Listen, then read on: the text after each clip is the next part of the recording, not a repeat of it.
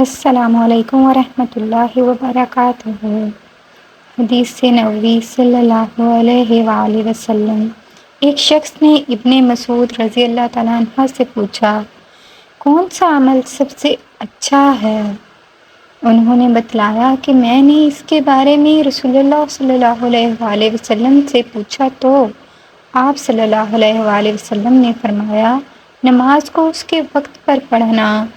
मैंने अर्ज़ किया, और क्या है अल्लाह के रसूल?